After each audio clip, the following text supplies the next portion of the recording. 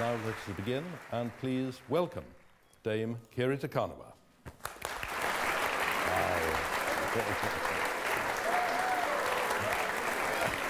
You didn't realise, or did you, because you know her so well, that you were getting, as it were, this additional part of the audience, the family as well. This is Nyack, as in... No, you be quiet, then you're next. That's Nyack as in New York. This is Millie, as in Millie Hill. And this is Abby, as in Downton. It's almost an impertinence to welcome you here, because if ever, surely there was an opera house which is your home, it's probably the Royal Opera. Yes, a place ever associated with the start of your career and with so many of its most significant performances. You began here in 1971. You're winding down here, I didn't say ending, winding down here 43 years later, which is an extraordinary record in itself, and I don't need to go through anything like the list of the 3 great Strauss parts, the 4 great Mozart parts, the 3 great Verdi parts, the 3 great Puccini parts, and a host of other performances and concert performances, etc. Did I learn all that? That's what it says, and that's what we heard. Is there something special for you about the Royal Opera? Does it have a distinct atmosphere as a house? It's an incredibly special house, especially for me. It was the only opera house that gave me a contract. I was always contracted to sing in other opera houses for a certain amount of performances, but Covent Garden gave me a 5-year contract, and no other opera house in the world gave me anything like that. Were they mad not to? The others? Mad too, I felt. I saw darling Sir John Tusa the other night, and I said, you know, you were the person who believed in me. And in those early days, you know, you have to trust that a young person is actually going to come up with the goods night after night. You know, sometimes you can fail after the first performance. It's been done. Mm. And apart from that trust, absolutely essential, is there anything about the way the house is run that is special, that has its own character? Well, now, of course, the Opera House is completely different from the days that it was a sort of like a very young opera house at that point. But it was an incredible family-run type opera house. Everyone knew everybody and they all cared. It's bigger now, but I feel it's the same. You use this famous phrase, you likened your own career to a freight train, keeps going and going, and it's getting off time. We'll come to that later. But let us go back to 1971. You'd sung A Flower Maiden, and then Colin Davis said, it's the Countess in Figaro. Did you have any doubts about your ability to do it? I mean, you were 27. Totally, completely doubted everything about it. I said they were discussing it, and of course it was being discussed well before 1971, and I just said, I'm fine with Barbarina, just let me sing Barbarina, let me just ease myself into this opera. If I'm going to do any good, I should just be very careful and sort of stay under the radar. No, it's going to be the Countess or nothing. Did you ever say, you know, Colin, why do you think that I can do this? Why do you think I can pull this off? No, because then there would have been self-doubt on my side. I would have looked like I couldn't do it. So I never let anybody know that I had any doubts. But you did? Huge, yes. Huge doubts right up to the first night. How did you overcome them, though? I just kept going. I didn't stop. I just didn't stop, and I just kept on the training.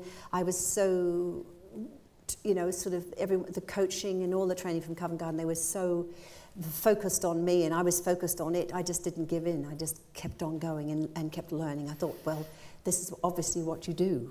This is how you do it. And was it the music staff? You had friends, family, anything like that to help you? Because you must have had many evenings when you were preparing where you needed somebody to say, God, this is so difficult, or express doubts, if you allowed yourself to express doubts. What is the sort of offstage support that you had as a person? Well, I think I must have had support through the Opera House, but no one to talk to.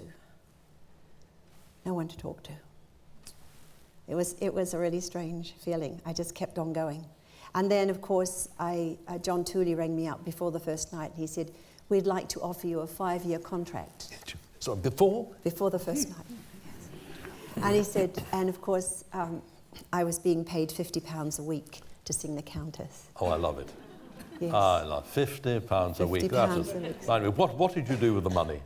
Well, I mean- it was a fortune because I didn't have £50. So £50 a week was a lot of money. And so he said £50 a week and then I think it went to 75 or was it 95 in about the third year. And I was still singing along with all those roles at that thing. But I wanted to. I so wanted to do it the right way.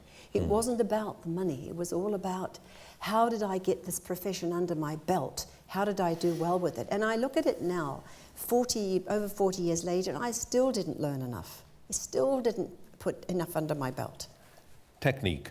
I think anybody who watches opera, listens to opera, wants to know something about, to see if they can understand dimly what the nature of the technique is. And everybody's always said, after all, you wouldn't be singing at this age if you didn't have a formidable and a wonderfully based technique. Years of learning in New Zealand, 6 years at the London Opera Centre. What are the sort, and never mind the 1 year of schooling here at the Royal Opera, what are the sort of things you were learning? What can you be taught?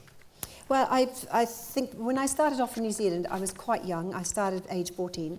And then I left New Zealand when I was 21. Then I came and found eventually a singing teacher, which was quite difficult over here because you didn't have the advantage now of being able to go and have consultations with singing teachers. So I finally found the singing teacher who was really the right one for me, which was Vera Roche. She was Hungarian, a very good friend of George Scholtes, and she seemed to have the right way of doing it for me. And all her teaching was about conserving, constantly conserving. And when you let out, a really big note, you always had to find out how to come back off that and lighten off again in order to be able to repeat a bigger note, because you were constantly saving the voice, really pinpointing into the fine of focus again. And then you could really go out with another big volume sound, and then basically always find your way back to the center of the voice all the time. And that's what I've done all my life. Teaching it also, trying to get the singer to lighten off before the big, I will say, you're tired then, you're just about to sing your big climax. Think about the 10, 12 bars beforehand. That's when you tired yourself out. That's why the climax didn't come. So you have to teach them where the climax is and how they start building up, and the 10, 12 bars beforehand, how they just conserve to get ready for the climax. So the climax is absolutely exactly what you want.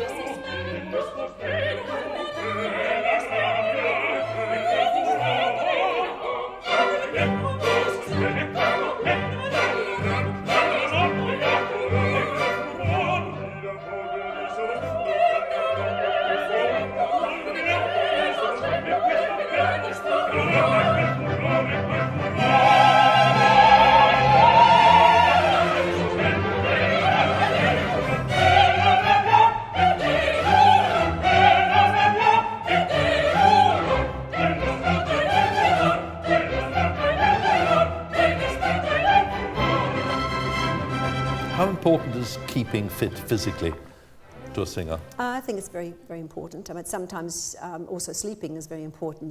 That is the other factor. Sleep as much as you can as well. That can't be easy when you're jetting around the world. No, it isn't. And especially as you don't sleep well, I don't sleep very well anyway. So sleeping was always a big problem for me.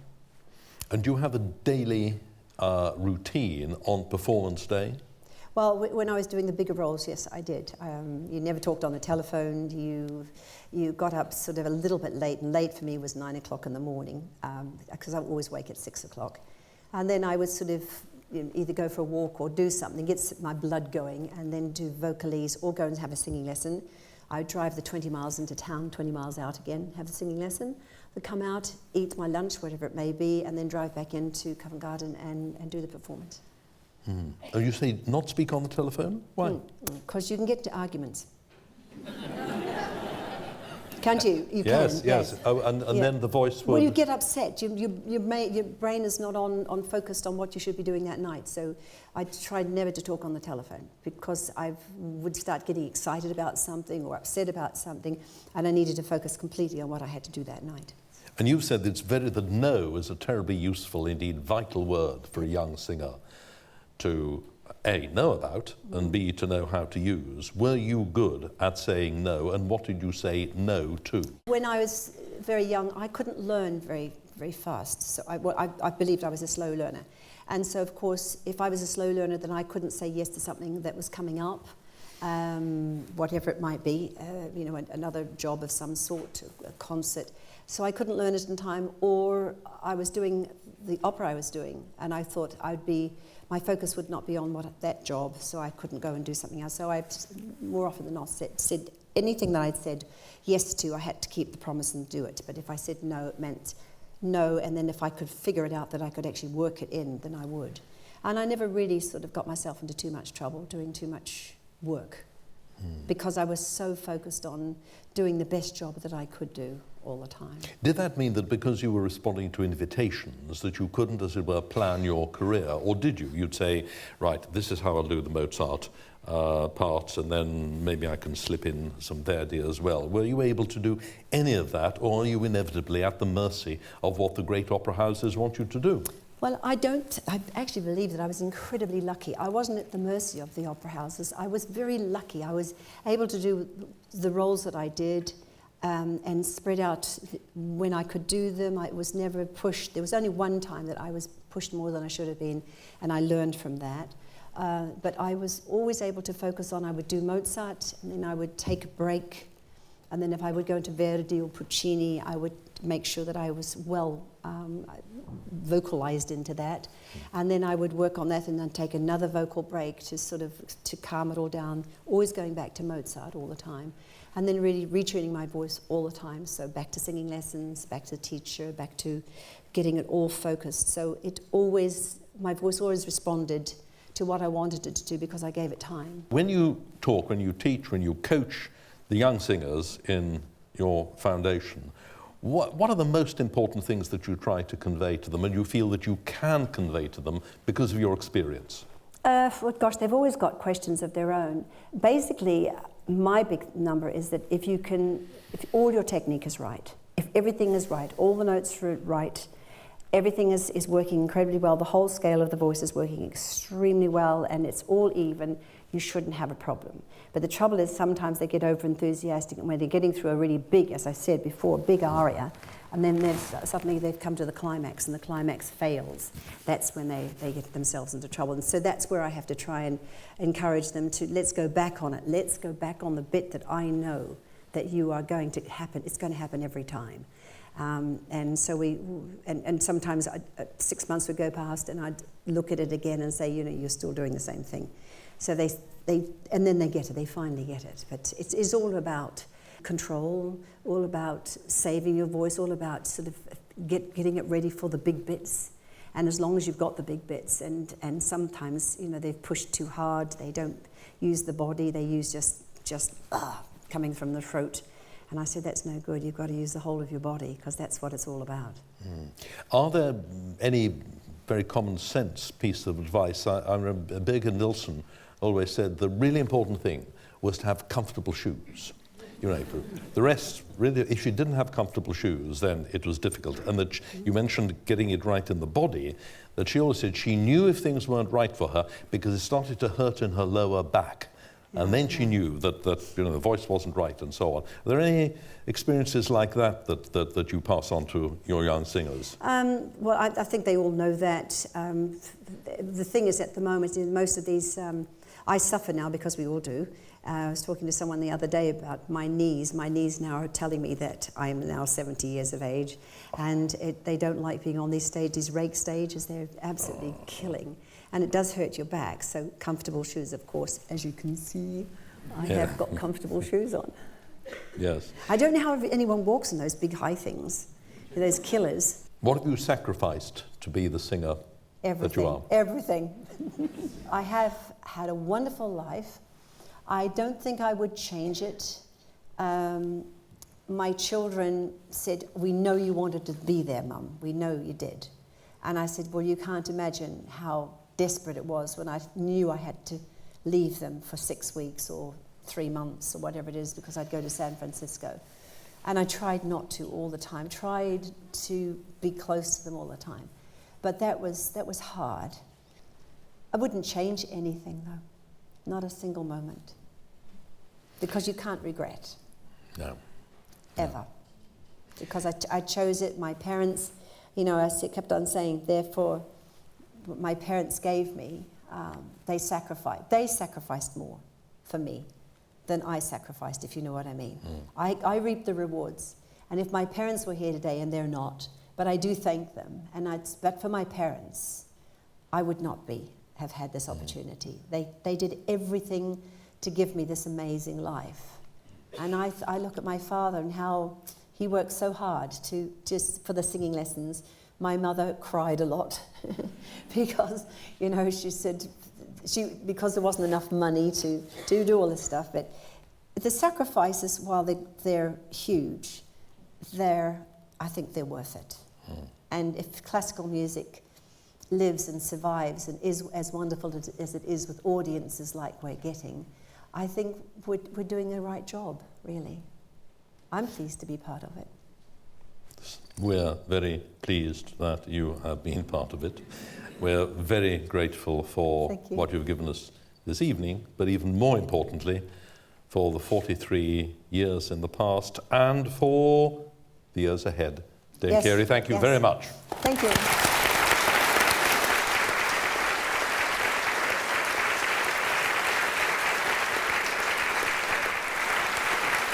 Thank you very much. That's really kind of you.